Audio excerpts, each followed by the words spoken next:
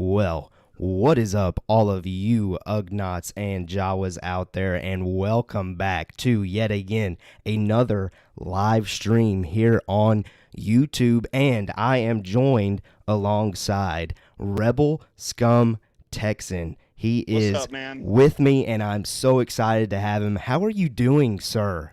I wish I had a snappy way to say I am doing great. I don't. I'm happier than a Jawa in a junk pit. Let's go with that. A Jawa.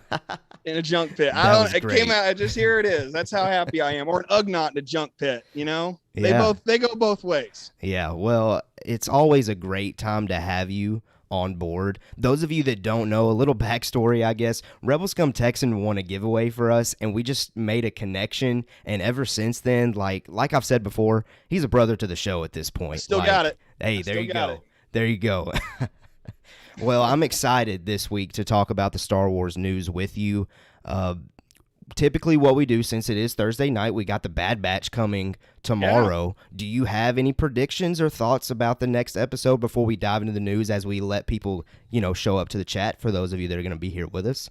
Yeah, I did have a few things I thought, okay, coming out of the last couple of weeks, and spoilers real quick for anybody who is waiting to binge or hasn't gotten caught up for whatever reason. It's summertime, so who knows, you may be on vacation. But I was just super excited when Hera and Chopper showed up a couple weeks ago. And I was kind of like you and Zach were, where you were, I just wasn't 100% sure if it was the right call. And then getting into last week, and they did what they did and they teamed up. I was like, this is great, and it makes me think about what, Hera's thinking when they meet up with Rex later in Rebels, and all these. Quick little shout out to Zach Horvath. You need to check you out some Rebels, man. I've been saying it, and I was just telling you, Keller, man, I love picking on Zach, telling him, you got to watch Rebels. And it's, at this point, I get the, congratulations, by the way, man. Congratulations on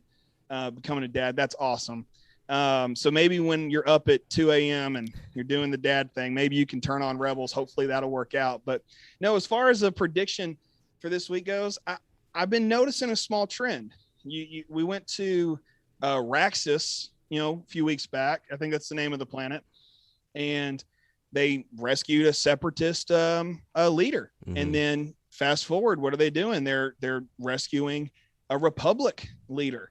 And I'm starting to think there's a trend happening, and hoping to see some sort of small development of the rebellion. If it's, even if it's something that ties in. Oh, and don't forget, we saw Saw Gerrera weeks ago. And I would love to see a Saw Gerrera, Syndulla team up, and see if that's something they can work out. So I don't know if that's so much of a prediction as much as it is a hope. Sure. But I still think it'd be really cool. And I would really think, like, if they want to do something that's going to wow us, that kind of a team up within our show that we've gotten so far, I think would be perfect. Yeah, no, I love all of those thoughts. For me, and it's not, I don't know, I think it's probably the obvious thing, honestly. We're getting Crosshair chasing the crew down, more than likely. Yes. And that is something that I am thrilled about, because that's been my favorite part of the Bad Batch so far. Obviously, you got your Omega character development and things of that nature with her getting with the team, but Crosshair chasing them down and that dynamic, cannot wait to see that some more. I've been wanting that since that first turn that he had. Mm-hmm. I mean, since we saw the chip, that's episode 1. Since that moment, it was very obvious this guy's going bad. And I was right there with y'all when y'all predicted Wrecker was next.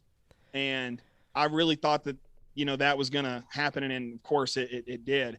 And the fact that it went the way it did, was great. But I've been waiting on this Crosshair hunting them down thing for a while. And with it being so late in the season, I think that's going to lead us into a cliffhanger the last episode. So I think so. Yeah. I think you're right on the money with that, and we'll see. We'll see. Well, listen, if you're watching on the playback or if you're live, you let us know what your Bad Batch predictions are, or unless you've already seen the Bad Batch, tell us what you think of the recent episode, because if you're watching on playback, that means you may have seen it. So just go ahead and let us know. But without further ado, let's get into the Star Wars news. We got a lot to catch up on. It's been a week, 2 weeks. 2 weeks since we've been live, and I can't wait to talk about these. So this is Mando talking. We are Mandalorian Mando heavy this week, which gets me thrilled. So without further ado, let's do this thing. The first news piece: The Mandalorian receives 24. Let that number sink in. 24 Emmy nominations, including the big one, Best Drama Series. Yeah. I was so ecstatic and so pumped when I saw these lists come out, and it's well-deserved. In my opinion, The Mandalorian keeps pushing the boundary of entertainment, and it's great. Now, a couple of things real quick before I open this up to Rebel Scum Texan and allow him to share his thoughts. It tied The Crown with most nominations.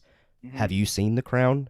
I've seen most of The Crown. Okay. It was my mom and me. We were kind of not watching it together, but like I found out she was watching it while I was watching it, which was a really cool moment. So, during that time I was like, Mom, you're watching this show? She goes, oh yeah, I love it. So we got to kind of bond over that, talking about The Crown of all things. But, it's crazy to me. And I'm looking at the show notes and thinking, man, how in the world does The Mandalorian stack up to The Crown? They seem so different. Yeah. And they are totally different, but you're right. I think they're both, especially Mandalorian, is so deserving of the awards that it's been nominated for. And the fact that it's been nominated for Best Drama Series says so much, because we've had all of these other shows that have come out over the last, I'm just going to go with 4 or 5 years, that have been, to borrow a phrase from you guys, top tier. And because they've been so good, and they've been winning these awards for so many years, the fact that something out of the Star Wars universe has taken hold of the world to the point that it's like, we have to at least nominate this thing for Best Drama. And that's what's even crazier. I don't look at this as a drama. It's not a drama to me, but I as soon as you read that, it's like, you know what? It is a drama. It's like a family drama. It's a crisis. It is what it is. And I'm blown away by the number of nominations and some of the other ones that have been handed out. It's just incredible. Oh, absolutely. And among those other nominations, we got Timothy Olyphant and Carl Weathers for Guest Actor in a Drama Series. First of all, those two, phenomenal. They performed brilliantly. Giancarlo Esposito in Best Supporting Actor in a Drama Series. I've said it before. He's probably one of my favorite original characters in this Disney era. So very proud and happy for Giancarlo Esposito. And we also have an outstanding sound editing for a comedy or drama series. So those were the big ones. But I do want to throw this back to you, because you have seen The Crown. Do you expect to see The Mandalorian win these type of awards when they're going against these shows that are just so different? I wish I knew what else it was up against. I should have researched that. I didn't. That's on me. That's my bad. But if I knew what it was up against, I think I could weigh in better on that. But because I don't watch a ton of TV, and I'm just going to take a second and meander over here to the Google machine. No, do that. Figure out what the other drama series are that have been nominated. Do that. And while you're doing that, I'll just go ahead and share, for me, it's great that they've been nominated, but I guess because of the Star Wars, I don't know what the term I'm looking for here is, but the idea of Star Wars winning these type of high-level awards, for me, tells me, I probably shouldn't expect to see The Mandalorian win, but that's just where I stand as far as just the past of Star Wars. I mean, if A New Hope couldn't even win Best Film the year that it came out, it's hard for Star Wars to win these big-time awards, but it's a great thing that it was nominated to begin with, but I'm going to lean toward it's probably going to win like those sound editing ones and things of that nature, because Star Wars, that's where it definitely always wins. But I currently do not expect to see it win Outstanding Drama Series. You got that list now, though, of other shows?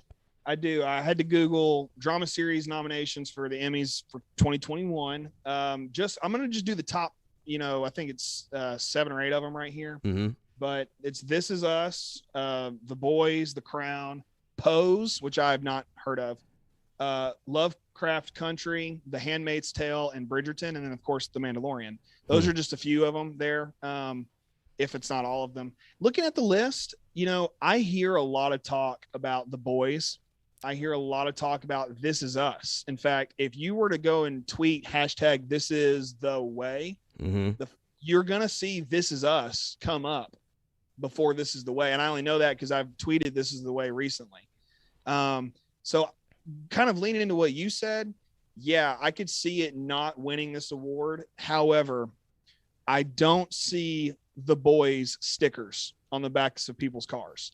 I don't see people constantly bringing up This Is Us. And I'm not just on what I like to call Star Wars Twitter, which I think a lot of us call it that now, but I'm in a lot of different social media areas, and I hear, and I'm a pastor at a church. I hear people talk about other TV shows besides The Mandalorian. I never hear anybody bring up these other ones. So I don't know. I think it honestly is a toss up.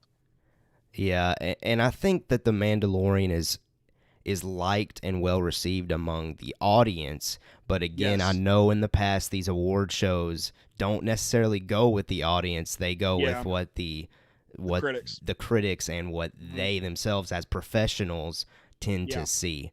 The best example of that is The Last Jedi. I mean, The Last Jedi got the greatest critical rating, I think, of any Star Wars movie, at least real close. But you look at the fan reactions, and even now, I mean, that was how many years ago was that? 2017. It's coming up on 4 years, and we still have people constantly being divided over that movie. So, all that to say, I really don't know. I think you're probably right. I think I'm going to have to agree with you that Mandalorian may not win this award, but man, if it does, I mean, we're going to go nuts. If it does, I'm shouting from a rooftop. That would be incredible, because like I've said before, I don't think Star Wars has ever crossed that boundary of being the top tier best of the best that you got this year. And again, I think A New Hope got snubbed the year it came out in the Oscars, obviously. Yeah. But regardless, it still has never gotten that, regardless of it being a television show or a film. It's never gotten that top tier prize or award. So it'll be interesting to see. I'll be surprised, but I would love to see it. But let's go ahead and get into the next news piece. And again, it's all about The Mandalorian. We've got Disney Gallery, The Mandalorian making of Season 2 finale special is coming to Disney Plus on August 25th. Now, I'm going to read this quote from Star Wars Newsnet. And first of all, Star Wars Newsnet is by far one of my favorite sites out there, so go check them out if you have not done so. Here's the quote of Star Wars Newsnet, giving us what to expect. The new installment will focus on the episode's big cameo, a young Luke Skywalker who came and answered Din Djarin's call for a Jedi to take Grogu away for Jedi training. It will talk about the cutting-edge technology used to de-age Mark Hamill so he looked as young as he did in Return of the Jedi. The episode will talk about how the show's creators worked with Mark Hamill to create a faithful portrayal of Luke Skywalker at the peak of his powers. Now, first of all, just that description alone gets me very on the edge of becoming emotional. Like, come on. It was the best moment of the show so far. I can't wait. I gotta recreate. Now, listen, you started reading this news piece, and I did one of it's physical joy, and I'm gonna just even show you. When I saw it announced, I was just like, I was just so excited. I was like, it's about time. It was the only thing I wanted out of Disney Gallery when it released, Lord knows how long ago. And the fact that it's like we're getting how they did this. And listen, most people won't get excited over behind the scenes. Just, Yeah. I think a lot of people don't. And I'm one of those people who I grew up watching behind the scenes. I mean, I wanted to be a filmmaker, and I studied broadcasting for 2 years in college before I switched my major. And I worshipped movies, man. And the fact that we have these behind the scenes things to show us how this happened. And Mark Hamill was on Jimmy Kimmel not long ago, or was it Jimmy Fallon? One of the two, one of the Jimmys. Fallon. It was Fallon. Fallon. Okay. And shoot, it could have been Jimmy Neutron. I don't care. But I mean, he was on there talking about, I got to be involved with this. I'm like, please tell me everything now. And I just, the joy I have. And it's so, I mean, I've got Luke Skywalker green behind me tonight. By the way, I couldn't take red from Zach. It just felt wrong. Fair enough. Zach, buddy, if you are watching this, red is yours, man. That is your color. But it was just, oh, I was so excited. And I'm so glad I was at home, you know, when I saw it, because I could stand up and just go nuts. And I was beyond thrilled. So the fact that this is happening, oh, it's just glorious. It's just absolutely perfect. No, and you summed up the feels perfectly with your. No, I agree with you. How like, else am I supposed to react? Yeah, it's yeah. Too good. It's gonna be really cool to see, and admittedly, that was very evident of it not being there in the original season 2 Disney Gallery, to where almost for me, like I felt disappointed after watching the season 2 Disney Gallery of The Mandalorian, because it didn't even mention it, if I'm remembering correctly. Like, it didn't even mention the cameo at all. They just full on swerved it. And I was like, what? I was just disappointed. Like, okay, yes, we got to see Matthew Wood in the Bib Fortuna on the throne, and his reprisal of Bib Fortuna, because, you know, he played him in Phantom Menace on 20 some odd years ago. And the fact that he came back to do it and was willing to get in, and it's so cool that they did that. But I didn't want to see that day. Going back, it's great that it's there. But I wanted to see Luke, and it didn't happen. I was like, oh, man, they're really leaving this out. And immediately went to the pessimistic mindset. I'm never going to see it. It's never going to happen. It's never going to come around. But then lo and behold, and for me, my birthday is August 22nd. Hey, there you go. So this is like a late birthday present to me. And as soon as I saw August 25th, I was just like, I'm like foaming at the mouth. I'm like, bring it. I am so excited for this. Yeah. So anyway, that's probably enough excitement for me on this. It's just too exciting. It's too exciting. I agree. Now, I guess, what should we, I want to cap our expectations a little bit, though, like, because obviously it's probably not going to be just, you know, the greatest thing ever, because it's not, you know, canon Luke Skywalker. It's just behind the scenes. But you want to speak to maybe what you personally expect out of it? Like, are we just going to get, like, the digital aspects of it, like the little specks on Mark Hamill's face? Because, correct me if I'm wrong, but Mark Hamill also did the voice acting for it as well, correct? I could only assume he did the voice acting. Yeah. Because if you remember, this may be a deep cut for some, but when the Force Awakens trailer, the first big one, dropped in that'd have been 2015. Yeah, 2015.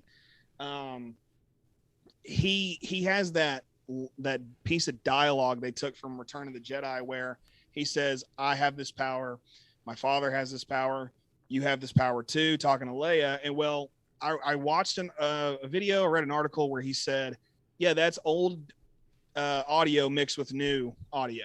And I thought, wow, okay. So as soon as I watched that episode, when it first released, you know, waking up crazy early in the morning like everybody else and seeing it, I'm thinking, oh, I wonder if he did that again. Like if it's new, it's obviously his voice. Those aren't old lines repurposed. I can only assume it's him. Because the only other Luke Skywalker voice work I know of is from Battlefront 2, the most recent Battlefront 2.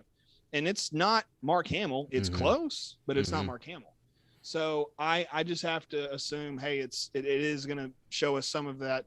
I would like to see some booth recordings, some ADR, kind of how we saw Pedro Pascal in the first season of Disney Gallery. the dots on the face, one can hope. Mm-hmm. At that point in time, Mark probably wasn't contractually obligated to have a beard. Because he's joked about it. The beard was a contractual obligation to play Luke. And when he wasn't filming, that sucker was gone. Now, as one with a beard, I think beards look fantastic. I think all men should grow beards. But Mark probably has shaved his face for that role if he did the dots. Yeah. If there's been recent pictures of Mark Hamill taken without facial hair, that's your answer. Yeah. Either way, I just think it'll be cool. Interviews and behind the scenes. If he's in the costume, that's what I was about to talk about. Yeah. I hope we see him in the all black Jedi robes, and then just his face. Him actually dressed to the T. And something else too that I thought of while you were talking, something I really look forward to, because for some reason this always gets me excited with all the behind the scenes stuff. I look forward to seeing how the rest of the cast and crew react to Mark Hamill being on set dressed as Luke Skywalker. If Dave Filoni doesn't shed a tear, if Jon Favreau doesn't shed a tear, it's purely for the sake of professionalism, because they're fanboys through and through. Mm-hmm. And we are fanboys and fangirls out there through and through. And the reactions, I would imagine that anybody who could get on that set that day would be on set that day. Yeah. That's my hope. I hope we can see that. Definitely. I wanted to say real quick, back to the color scheme, Zach jumped in the live chat and said, "Red is mine." And I said, "Boy, yes, it is. It will always belong to you. That is yours, sir." Hey, he's definitely always the one that's dark side, right? So it's got to be that way. And you're the light side here in the between you and him. And I was like, the only other color. I mean, I guess I could have done purple, but a little mixture. But green, I like green. The first big, really nice lightsaber I've had is a green Luke Skywalker one. So it just felt right. Let's put green back there. Yeah. So anyway, I wanted to throw Zach a shout out there real quick. No, so absolutely. I'm glad that he's let here. me fill in for him. Yeah. You got anything else you want to say about the Disney Gallery? I love Disney Gallery as a whole. Okay. I've rewatched them a few times. And because I love behind the scenes, I'm a behind the scenes junkie. So other than just that, I like it and then it's a lot of fun. I don't have anything else to say other than I'm excited for August 25th. Absolutely. It's about a month away and I couldn't be more excited. I can't wait. I cannot wait to see Luke Skywalker back in action. Mark Hamill, Luke Skywalker back in action. That's going to be great. That stuntman, holy cow. I mean, and it was cool because it brought this prequel level energy into it. And I've seen people say Luke Skywalker couldn't do that. You're not Luke Skywalker, so you can shut up. Like whoever that is, you're wrong. Like Luke Skywalker 100% can knock that out of the park. And the best thing is that hood's like this. Yeah. That's how that dude trained. I mean, he had the blast shield down on the Falcon. Of course he's going to harness that energy in the Force and tear up some droids. And I was like, yeah, let's go. Anyway, I don't remember that stuntman's name, but I know it's out there. Yeah, well, regardless, that was fantastic. Hopefully we get more information about him on August 25th. But those of you watching, listening, you let us know. Or how excited are you for the Disney Gallery, The Mandalorian, making of Season 2 finale? Let us know in the chat. Let us know in the comments. We would love to hear your thoughts. But again, this is Mando Talk. We're not done with The Mandalorian yet. Yeah. We have so much Mando stuff going on, and I love to see that. And this is going to be potentially Rebel Scum Texans highlight, if you will. And we're going to talk about that more here in a second. But let's hit the news aspect of it first.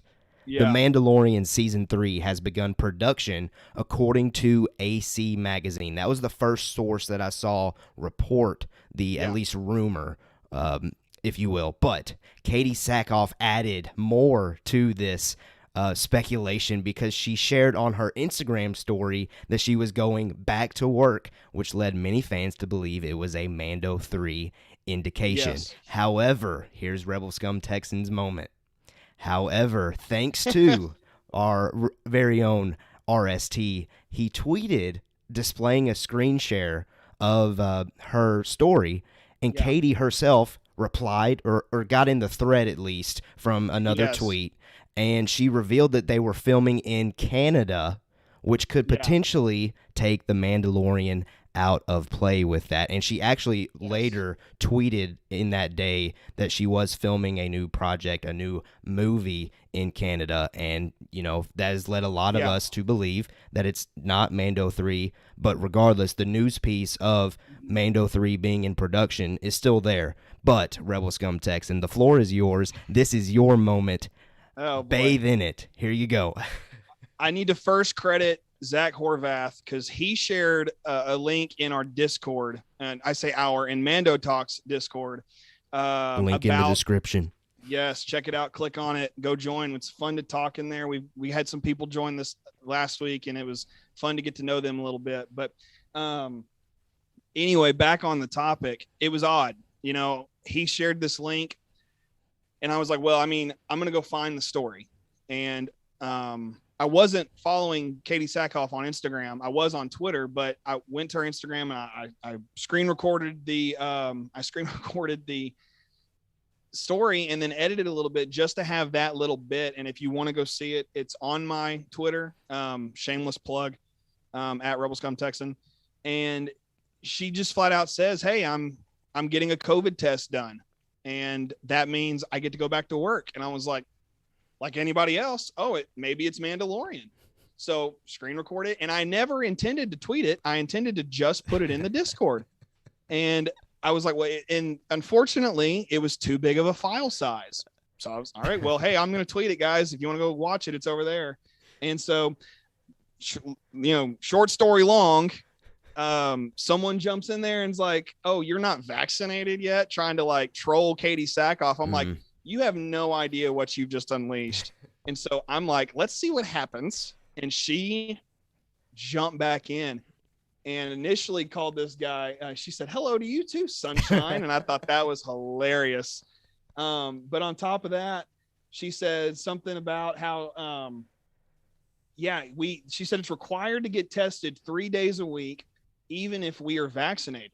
It's required. And then she said, although the amount differs per studio, which is, I think, decent information for movie fans. And then she says, Netflix required 3. And I was like, I don't know what you were working on with Netflix other than Longmire, which was a while back.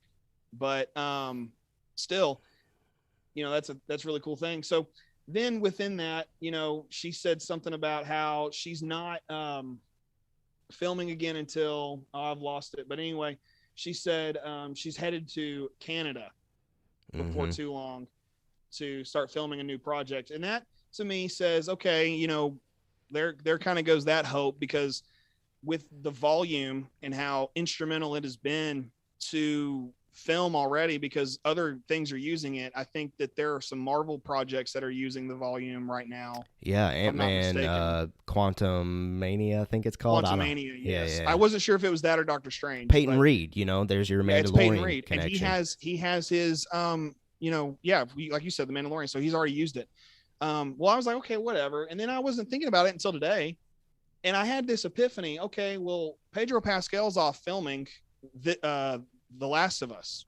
That's what it is, right? Yeah. And he's off doing that, and I was like, well, he can't do Mandalorian and The Last of Us. Where's The Last of Us filming? And I Google it. This dude's in Calgary, Alberta, Canada. If you're not aware of that, where it is, it's just north of Seattle. And I thought, holy crap. And it's a theory, and a tinfoil hat theory here, okay? But what if Katie's lying and she's not working on a new project and she's headed up to Canada? And listen, I'm going to dig even further. Keller, you can confirm I have not told you this beforehand. Right? That what I'm about to say, you have not heard. Okay. I did a little bit more digging, and I didn't know where it was going to go. So I figure, okay, well, does Canada have any studio connection to Disney? Do they have Disney projects that have been filmed there? And I'll be dadgum. The Hollywood Reporter, March of this year, Canadian studio giant opens Calgary facility amid Hollywood production boom. Not to mention, 2 Disney projects have been filmed in the greater Calgary area in the last year or two. That being that Harrison Ford movie that I cannot remember the name of with the dog. Togo? No, but Togo's the other one. Okay. And Togo was the one with Willem Dafoe. Both of those movies, and I don't think I'm wrong about the Harrison Ford one, but I'm fairly certain some of that was filmed in Canada. But Togo was. So there's that project that was filmed in the greater Calgary area. So, yeah, in fact, it says right here, to the nearby Calgary Film Center and its 3 purpose-built sound stages. So very possibly they could be or could have already put in a volume in one of these studios up there. Disney's got the power. They've got the money. They have the ability. Why not? So Katie could be lying. She could be headed up to Canada to film The Mandalorian. And here's the thing. I could be totally wrong. This is just a crazy theory, but I've screenshotted her tweet saying she's headed to Canada. If it gets deleted, you're going to hear it from me that it's gone. And at that point, you can come back to this moment and say, Mando Talk had it first. Because again, this is Zach and Caleb here doing their thing. And you can confirm, I did not tell you this beforehand. No, you're correct. I did not know any of this information. And it's incredible. And again, this is like, what's the meme from Always Sunny in Philadelphia? You're drawing the red line to this, and then from there you're going to here and doing. I feel like a nutcase, but we have to look like nutcases sometimes in this world of Star Wars. And I think that it's very possible. And honestly, I have a lot more I can say about this if we've got the time. I don't want to go. No, you do it, man. I'm interested to hear this theory, honestly. I'll go a little further just to kind of help solidify it. Brendan Wayne, grandson of John Wayne. We also know him as the Mandalorian double.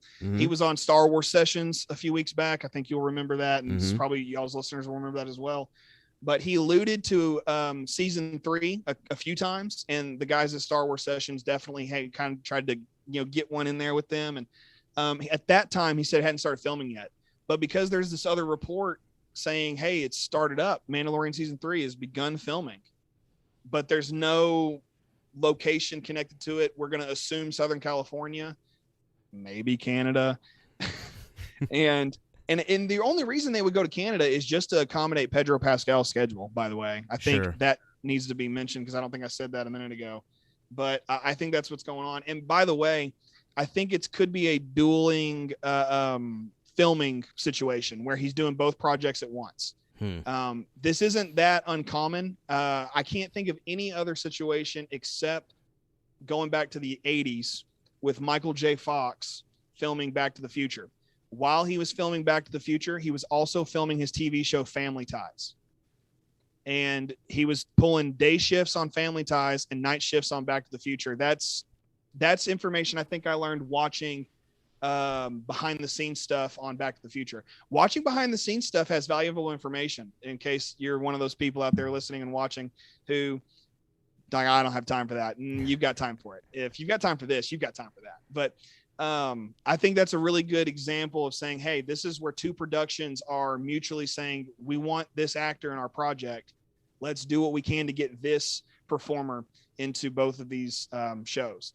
And I think that it's very possible that they're doing this for Pedro Pascal. I mean, time will tell, when season 3 is all said and done, it comes out next Christmas, we'll know, but, or we'll have at least an idea, hopefully. So again, it's a crazy convoluted theory, but it is a theory and it can only, be classified as, I guess, Rebel Scum Texan's kind of a nutcase. So we'll see how that goes. It is an interesting theory. I don't disagree.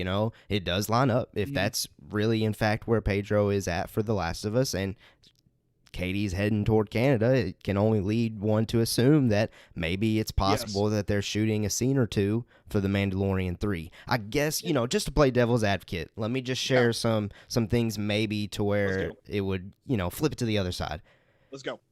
Someone's got to be dark side. Sure, Zach's not here. Sure. Me and Zach, we've talked about this before with Mando 3. You don't really need Pedro that much. Like, we can still be shooting Mando 3 here in the States like they've been doing, and then just wait until The Last of Us is over for Pedro to come down and shoot, maybe his 5 or 6 scenes where his helmet is off, and that's it, and wrap it up. And then also, I don't know all the behind the scenes as far as this whole, priority goes. I don't know if The Last of Us in their contract has somewhere where you can't work on another project at all while you're shooting ours. Because I know right now that The Last of Us is his priority. Like, he's contractually obligated to shoot that above The Mandalorian 3. So those are my things that I'm currently thinking about, I guess, on the flip side of that theory. And for me, I think it would probably make logistically more sense for Disney if they're concerned with saving money at all.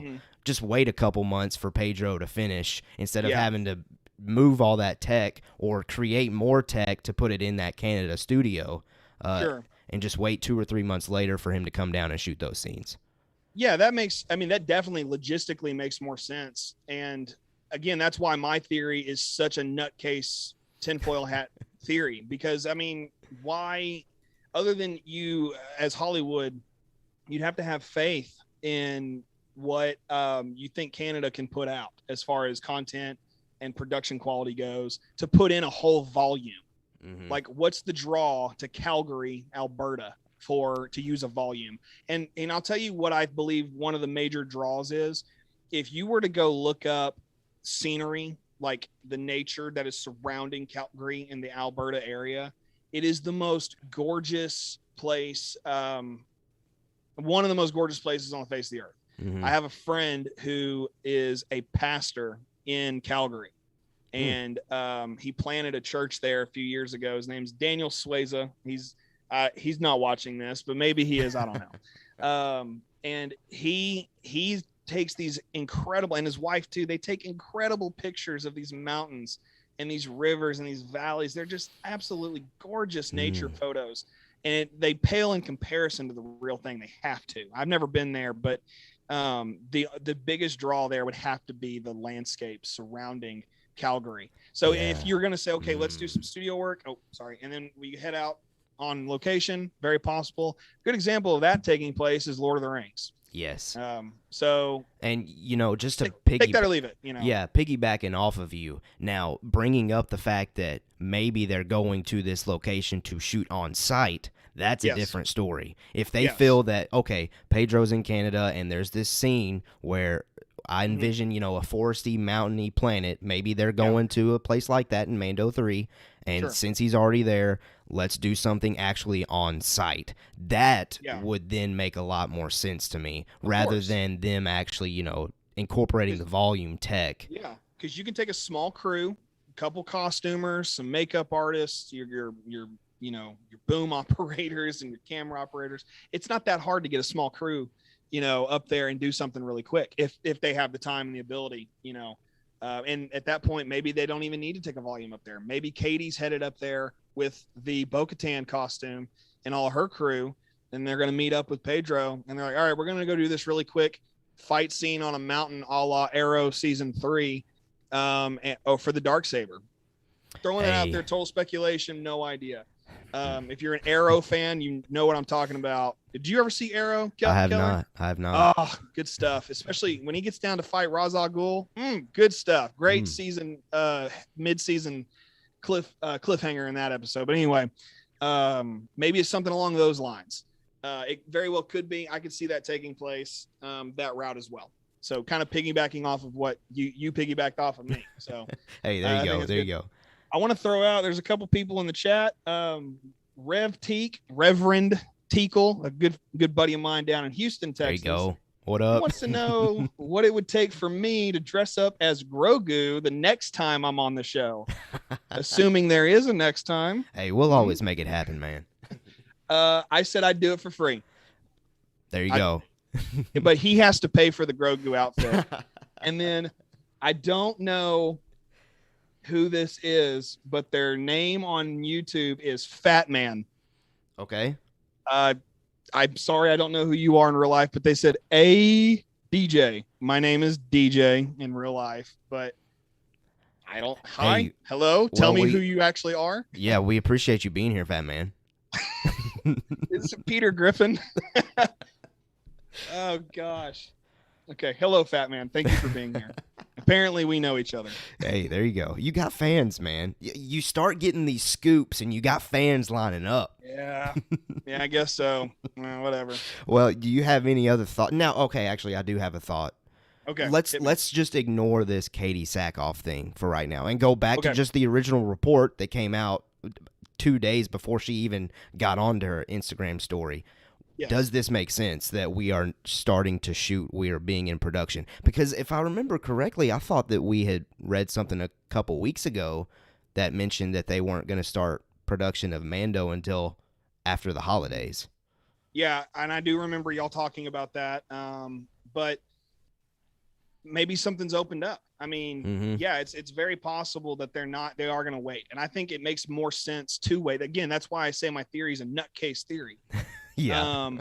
We can hashtag that one all day long, but my theory is what it is. But if they're going to wait, it makes more sense. Give time to create the story, because there's people out there who think Mandalorian was supposed to end at season 2, and now they're just like, well, we can't end this. It's too good. That's a great possibility. So give the time to the story writing. I think that's important. Your film's only as good as your writing.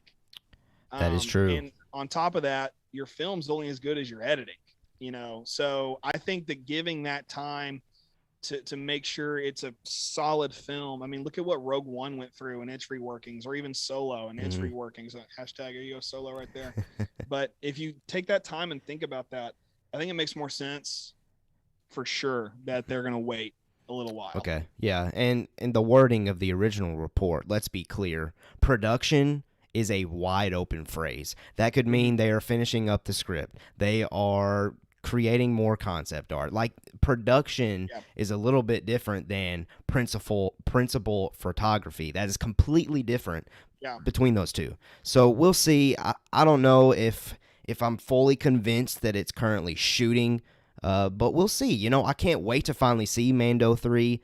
And I, for one, am kind of glad that it's getting pushed all the way back until the fall, winter months. At least that's what we're currently thinking. That has not been confirmed, but it's starting to line up that way. But regardless, what do you guys think out there, those of you watching? What do you think of Mando 3 reportedly being... Drop it in the comments. Yeah, there you go. Reportedly being in production. But let's go ahead and move on to our next news piece, and it is all to do with Obi-Wan Kenobi, and man, am I excited for this show the more I hear about it. So, Cinelinx is reporting that Vivian Lyra Blair, apparently she was in Bird Box, I still have not seen that, has been cast as a young Leia in the Obi-Wan Kenobi Disney Plus series. Inside the report, Cinelinx states that a young Leia is what gets Kenobi involved in another adventure. Now, my question here is just how do we feel about the appearance of a young Leia? Now, obviously,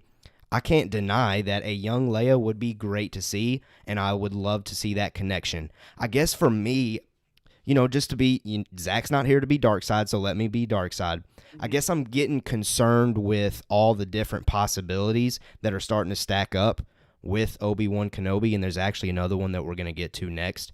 But, we've got, I know initially there was a report about Tamara Morrison being Commander Cody. We have like Inquisitor roles here and there, Darth Vader, and people have always been talking about how it's just going to be a 6-episode show, or a shorter show at least. Do we have like enough time to really dive deep into this? That's my concern, I guess, is we're starting to stack up all the different possibilities. But you can't deny it would be great to see a young Leia Organa at this point. What No. say you, RST? Well, I have seen Bird Box, and it's definitely not at all like Star Wars. Very Hitchcock, very M. Night Shyamalan-esque. If you're into those, I mean, it's great. And I think with these leaks, like you're talking about, it's really hard to, put a finger on it, because on the one hand, yes, I do want to see as much as I can. I would love to see Commander Cody. I would love to see young Luke, young Leia. I would love to see Inquisitors. I mean, I'm not the Rebels fan you are, Keller, but I do love Rebels, and those Inquisitors are cool. And then in Jedi Fallen Order, the Inquisitors are really cool, fun to fight. And as far as this particular one with Vivian Blair, I think she did a very good job in Bird Box. Keep in mind, Bird Box came out in 2018, which means it was probably filmed in 2017. That's 4 years ago. This young woman is now 4 years older, and she probably has a bit of probably better acting chops now than she had as a kid. But to say she did a bad job in Bird Box is totally wrong. She was probably the principal kid actor in that film. And there was a boy, her brother, for all intents and purposes, and he did a good job too. But what makes their roles so convincing in that movie is Sandra Bullock's performance, and how she's on edge the whole time, and she does such a fantastic job in that movie. Not Star Wars related, I know that, I just needed to say that. But with Vivian being cast as Leia, I'm okay with it. If that's what propels the story forward, and that's what gets Kenobi off of Tatooine, because that's the biggest complaint across the board. My dad has been a fan since Star Wars came out in 77, and he's like, I don't need to see Kenobi moping around the desert. They have to get off of Tatooine if it's going to be good. Yeah. And I think that the best way to do that is, we know from Rogue One that Mon Mothma knows that Bail Organa knows a Jedi. And Bail's like, hey, I'm going to try to reach out to this fool, and sends Leia, and that's what starts A New Hope. And it makes sense. How would Leia know who General Kenobi is other than stories? That's true. I think it's good. I didn't even think about it that way, because I know for me, I guess my own headcanon, for some reason, ever since they announced Hayden Christensen coming back, I thought that Obi-Wan Kenobi's reason for getting off the planet is for some reason he felt inside of him that he had one more chance to try to bring his brother back to the light side, and that was enough for him to leave the planet. But I understand them bringing in Leia, and it's a great thing to do. Don't get me wrong. I'm just trying to, incorporate other views in this. I would be thrilled to see Leia Organa, and I think that would lead to us seeing Bail Organa. That would be incredible in of itself. So if this is in fact true, I'm very much looking forward to it. And I still, though, think and I didn't even mention this in the list, young Luke, I still think is a almost guarantee as well. Yes. So a lot of possibilities. We know Beru and Owen are coming back. Yes. And that has to give at least the silhouette of Luke. I mean, I don't need him looking into the sunset, but it'd be cool. But I don't need that. I don't need to see Leia. And honestly, I don't really think I need to see Bail Organa. I would like to see Bail Organa, but is it absolutely necessary? I think you're onto something where why can't it just be he has a chance to redeem Anakin?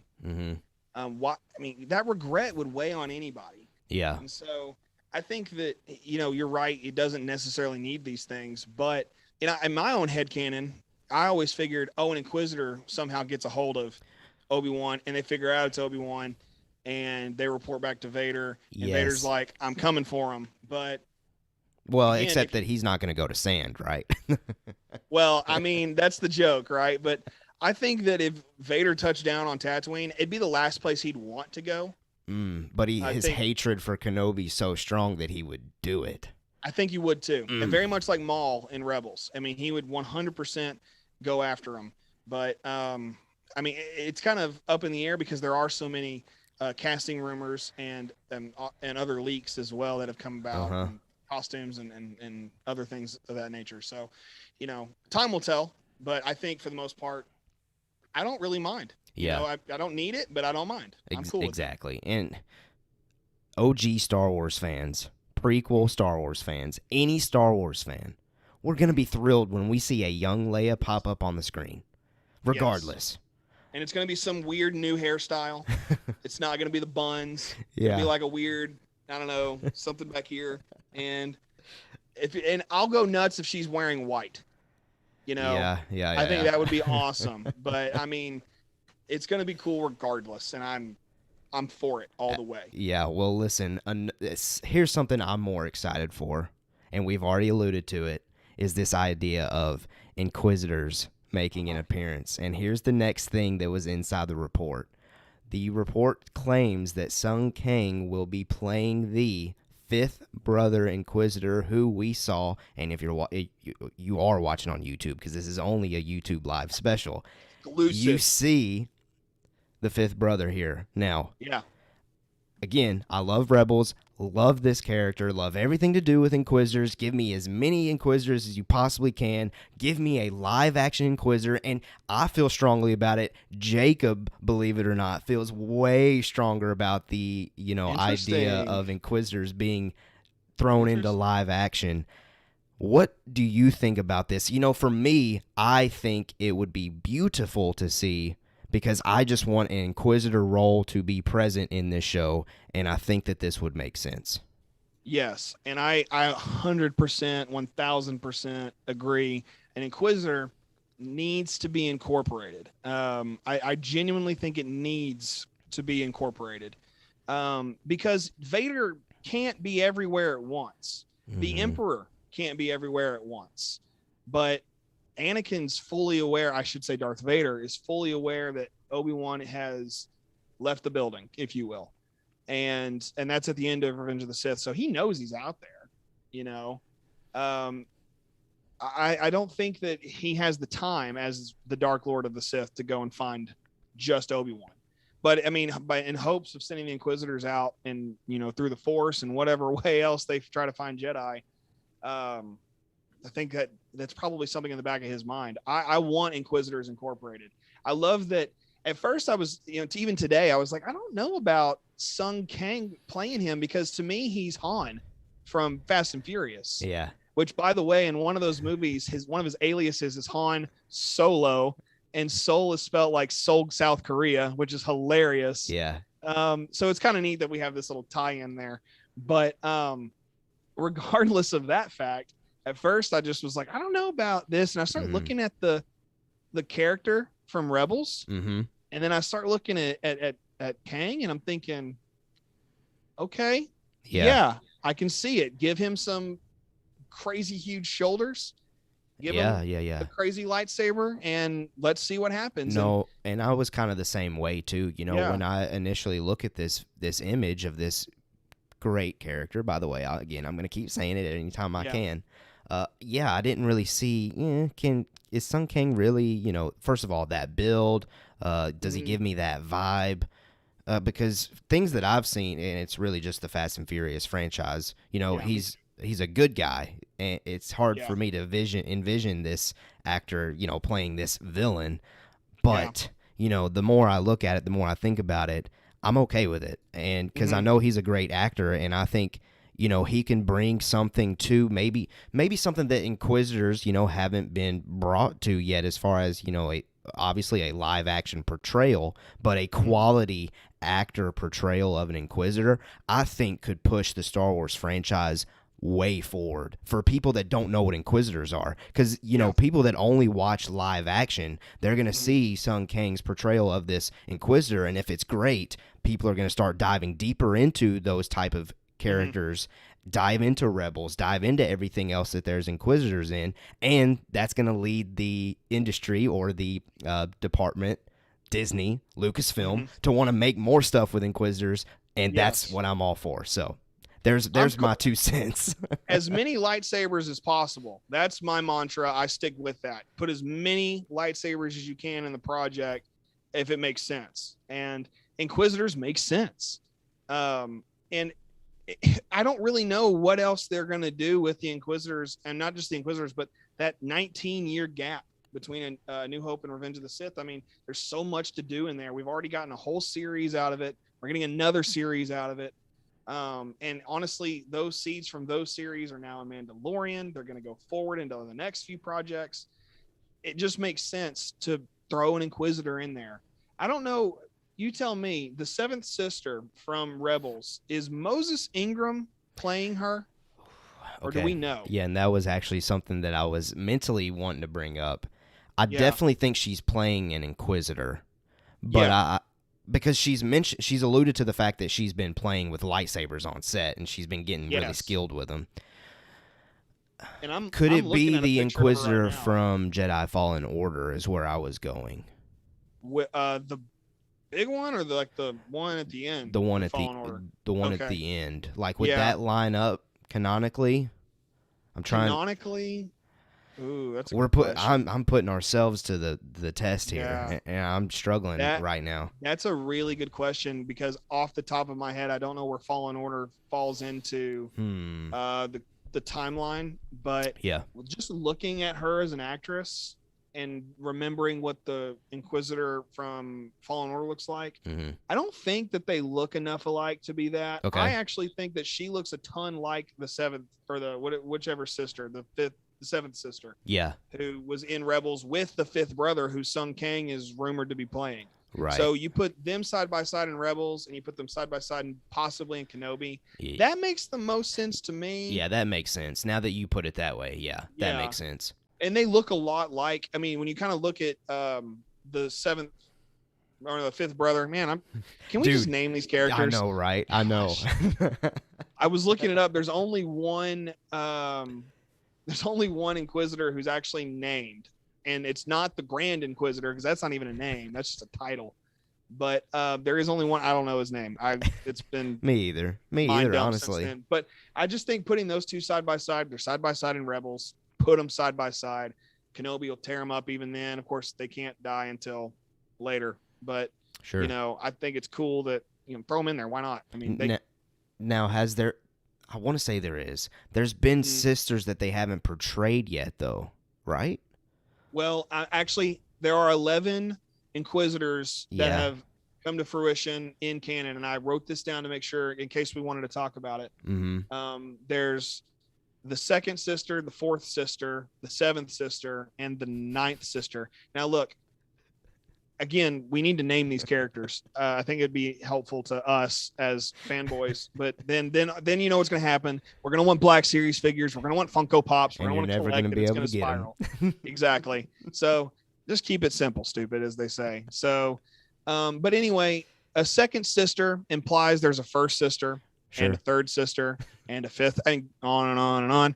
And so now the highest number we get is the 10th brother. I'm just going to assume we only have 10 of each. That's just my guess, my headcanon. So what I was thinking was that their number was just the order. It didn't matter about gender. Like the 1st sister, then the 2nd brother, the 3rd. Like it just went back and forward. Like they just labeled with the number of the order of which they came, I guess, into the Inquisitor role. Oh, I see. So there's 11 total Inquisitors, both male and female, mixed. Well, that makes sense, because then that means there's only 10, and the Grand Inquisitor would be number 1 on the call sheet. And then, but there's still no 3rd. Oh, is there not? It's Grand Inquisitor. That's 2, the one in 4. Kenobi. There you go. There's our answer. That's the one they're waiting on. They're going to put that one in there. There's no 3rd. So, hey, maybe we're getting a 3rd brother or sister, and then we have the 11th brother or sister. There you go. If Moses Ingram is playing I keep looking at my other screen because I've got a big old picture of her on there, but Yeah. just looking at it from Star Wars Newsnet. But anyway, yeah, why not? I mean, I'm okay with adding more Inquisitors. Like I said, the more lightsabers, the better. I don't care if they spin like helicopters. It's weird. I don't. It's not a big deal. I mean, it's kind of, but like, put it in there. Why not? I don't care. Like, let's throw it in there. It's Star Wars. Let's make it weird. Well, listen. So yeah, I like the idea of Sung Kang. The more I think about it, playing Inquisitor, he pretty much just plays Han Solo in Fast and Furious, which is cool. I'd like to see his acting chops in something different, and I'm sure he's done other movies. I just haven't seen them. Right. So same here. Same here. But what you were saying was, it would be so Star Wars to have, lightsabers. But listen, it can't get more Star Wars than this. Here's another report. LRM Online is reporting that C-3PO and R2-D2 will make an appearance in Kenobi. For me, this just makes total sense. And especially, let me connect this to the young Leia rumor. If we're seeing Leia and Bail, it's highly likely that we're going to see a 3PO and R2 cameo, at least, off in the background, just like it was in Rogue One. Like, it would just make sense for them to do it that way. Absolutely. I mean, these are two characters who have never really changed. Like, obviously, we saw C-3PO naked basically in Phantom Menace, and little Anakin says, I wish I could have given you coverings, and then get to Attack of the Clones, he's covered. We get to episode 3, he's golden and shiny. And then of course episode 4 and through 6, he's all gold except for the the silver leg, and he has the red arm, which I couldn't recognize him when I saw him in Force Awakens because of the red arm. That was totally for just more toy 100%. That right? Like it had 100%. To be that. Okay. Yeah.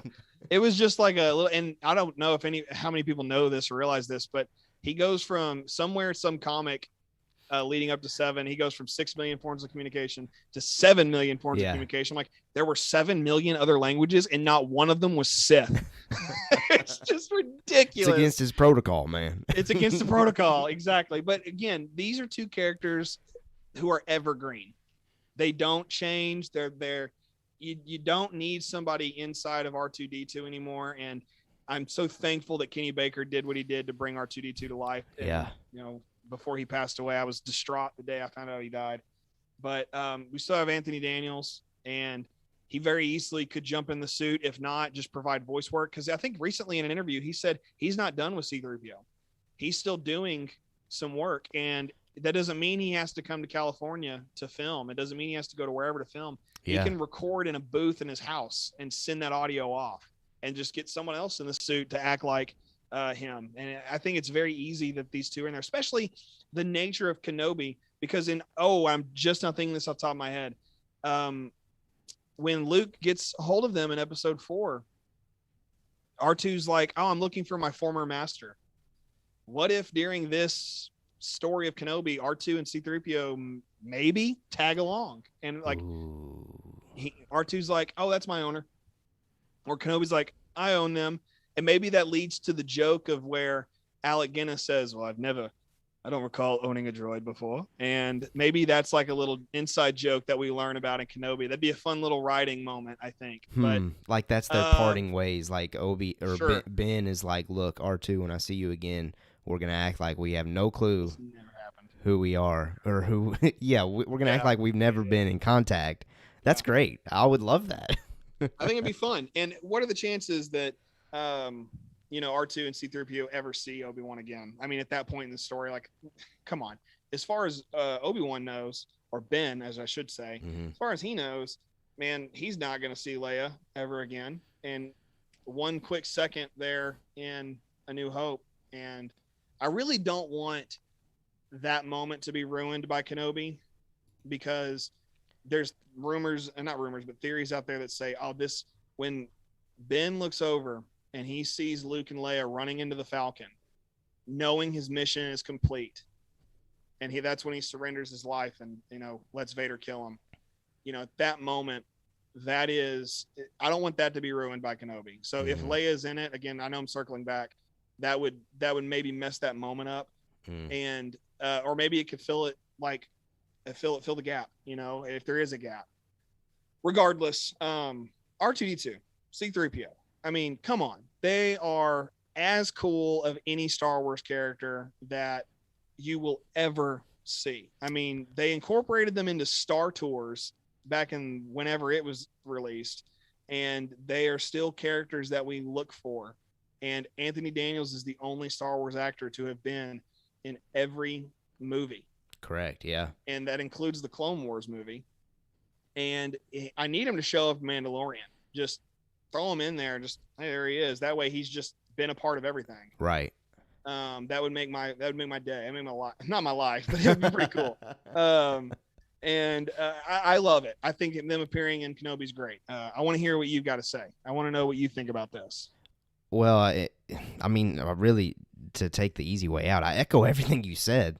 Like, sure. 3PO and R2 is as Star Wars as you can get, other than lightsabers. Like, it's right on deck. And the connections there that, I guess because, you know, Jacob, again, my brother, his voice concern with Kenobi is, you know, I hope it doesn't contradict what we see in A New Hope. Yeah. And if they're incorporating R2 and 3PO into this, you know, that does toy or tease a fine line there. Yeah. But Deborah Chow and Favreau and Filoni, because we know Favreau and Filoni, even though they might not be credited, they're still in her back pocket to help, as well as everyone else. But she's got it herself.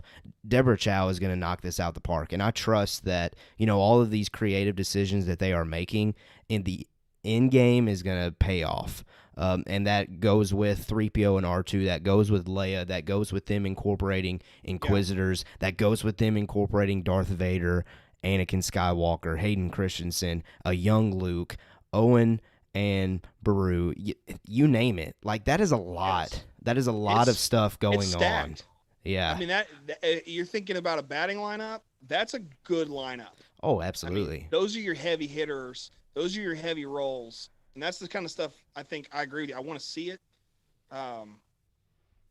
Just like we've been talking about. I mean, I think it's something we need. We don't really, again, it's something we don't need to see. Yeah. But I mean, you got it, flaunt it, put it in there. I mean, it's good stuff. No, I agree 1,000%. Well, listen, that is all of our news, but Rebel Scum Texan, first of all, it was great to have you here. You have any other, like, final Star Wars thoughts, things you want to share, just hanging out sesh, what you got? Anything else you want to add to the table? I definitely love Star Wars. I want to make sure that's clear. I definitely love my home state of Texas right here. I made sure to wear a Texas hat this time around on purpose. Again, being a Texan, prideful as all mess, I got to flaunt it. So, my namesake, Rebel Scum Texan, you know, so, no, I'm, again, I said this before we started. I thank you so much for you and to you and Zach as well. I'm so thankful that y'all let me jump in here as often. This, I think, is the third time. This is the third time you've been on the show. And I guess that's my trilogy. See ya. But no, I genuinely love talking with you. And I hope one day I can get on here with Zach and talk. Cause I mean, I've never had the one-on-one with Zach outside of Discord and in the chat. And I will never take the red away from him. I can assure you of that. It felt wrong when I was getting all this stuff set up. It's like, no, I can't take red. It'd be too wrong. Yeah. That's his. No, but as far as Star Wars go, I think I'm just really honestly just looking forward to everything that's coming down the pipe here in the next, I mean, who knows how long, next few years. Bad Batch has been great. I at first it was kind of, I don't know about you. I mean, it's different for you because I know you're putting out the reaction videos early in the mornings, but for me, I was getting up early at first. And then after a while, I was like, okay, I'll watch it after I wake up. And then it was, okay, I'll watch it after I get off work. And that's kind of still where I am now. And I think that says something to me. Like, I wasn't as thrilled to watch this as I was Mandalorian when it was coming out, or even Clone Wars, because grow up with Clone Wars, you know, I didn't really grow up with Clone Wars. I was in high school when Clone Wars really first started coming on, but to still go through all this time with Clone Wars, it meant something different. Mandalorian was different because it was going to be big. And then, of course, as soon as we see Grogu, the world changed. Or then he was just Baby Yoda. Yeah. And so I think that where I'm at with Bad Batch, I'm just excited to see what else happens. It's like I kind of said at the top, if they do some team ups with Saw, I think that'd be great to kind of come back around. And I got a little flack a while back on Twitter for saying I didn't understand the allure of Saw Gerrera. And someone was like, "Oh, it's just he's a cool character." I'm like, I know he's a cool character, like, but why does Disney have to keep bringing him back in without there being some setup for something? Starting with Clone Wars and then Rogue One and then Rebels, and now we're back in Bad Batch in that era post Clone Wars. I need to see what they want to do with him, I think, and I think the best way to do that is to bring in Cham Syndulla and maybe that whatever that dude's name was from Raxus, who I can't remember the name of, that one senator, and then jump in there with do you remember the name of that guy they rescued? I couldn't begin to tell you. Somebody put it in the comments. Yeah, do that, please, because I'm blanking on that name. Or tweet at us and say, hey, dummy, it was this. But anyway, I want to see that. I think that'd be the best route to go. I mean, maybe there's something where they team up to kind of defeat Crosshair, which, defeat. I think the best case scenario would be get that inhibitor chip out of Crosshair second to last episode. And then the last episode, they go attack like Camino or something. And that ends with a cliffhanger. I think that would be really cool. Or a very tragic death. Well, you brought up something there that I think is a possible plot thread. Camino, we don't get allusions to Camino in the original trilogy. No. Something's got to happen to make that place irrelevant. And we know that obviously the Empire no longer uses clones. We know that's eventually going to be discovered. Yeah. I guess maybe, I don't think it's going to happen in this season of The Bad Batch, but maybe if they continue the show, they'll dive into it. Something's got to go down at Camino, though, to make it clear that it's irrelevant by the time the Age of the Empire is full-on intact. Yeah, I think it has to. I mean, look what they did to Geonosis in Rebels. And that's it's a Saw Gerrera storyline, and maybe that's the thread. Saul was like Geonosis. Maybe there's something there with him and Camino, or maybe again it's a nutcase theory. Who knows? But I think that it'd be really cool to see that. Maybe it's a weapons test. Wink, wink. Death Star. Single reactor ignition, a la Jeddah City. And that would be something. That would be very dark for the Bad Batch to go down. Yeah. And that would explain where the clones went. Yikes. We need all clones to return to Topeka City or whatever it's called. All clones return to Camino. Boom. That's dark, but I hate to say it, but I kind of like it. But it's not that far out of the realm because Star Wars has blown up a couple of planets. Sure. And threatened to blow up other planets. We had the Yavin threat. They blew up Tatooine.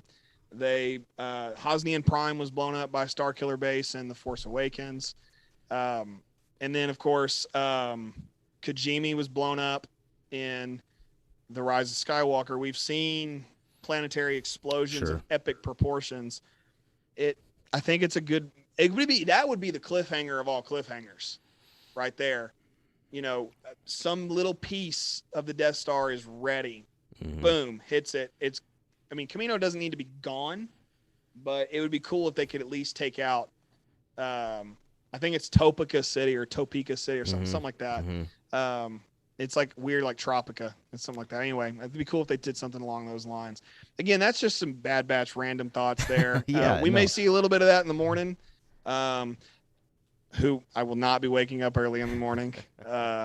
I'm doing my sleep thing, and I'll watch it tomorrow afternoon probably. But maybe we'll see it tomorrow. Who knows? Probably not. I don't know. Yeah, but no. Regardless, stoked about what we got coming up in the future. Yeah, so excited about it. There's a ton of projects lined up at Disney Plus and films as well. The news didn't even feature anything about films this week, but I'm sure next week I wouldn't be surprised if there's some film stuff film threads out there. Who knows? Yeah. Star Wars is cranking out things, and it's going to lead to a bunch of things to talk about, and we're always going to be here to talk about it with you. So we appreciate those of you that are either A, still watching live with us, or B, you are watching a playback of this video, because that means if you're this deep into the video, you are a dedicated viewer and listener, and I want to personally say thank you so much for that. You know, it doesn't matter if it's 1, 2, 3, all the way up to however many we can ever possibly get. Just the fact that there's some people out there that care enough about what I have to say with Star Wars blows my mind. Because I'm definitely not the most knowledgeable. I just love the franchise, and I've always felt compelled to just share my love for Star Wars, and we're here. So thank you again to Rebel Scum Texan for being here. It's always fun talking Star Wars with you, and I've said it before, I guarantee it's going to continue to happen. We'll find ways to get you on the show, get you incorporated, and I had a ton of fun. But couple of plugs real quickly. Subscribe on this YouTube channel if you haven't done so already. We did see that we gained a subscriber this evening. There you so go. Whoever that was, we really appreciate it. But other than that, can't wait to talk. Monday morning is going to be the Bad Batch spoiler discussion on YouTube and on our podcast platforms. So check out those and click our Discord link that's in the description. That's all the plugs that I wanted to get out there. Again, RST, any other final thoughts before we end this sucker? Disney Plus just released a new series on their park attractions over the years, and they've got a great episode on Star Tours. I can't remember the name of it off the top of my head, but I watched it this afternoon. It was fantastic. Or I think I watched it yesterday. So if you want some new Star Wars content, it just hit Disney Plus yesterday. There you go. Other than that, tell your mom you love her. That's all else I got. Tell your mama you love her, and go watch some Star Wars. Absolutely. Well, I'll leave it at that, honestly, but I do have to say one last thing. We have spoken.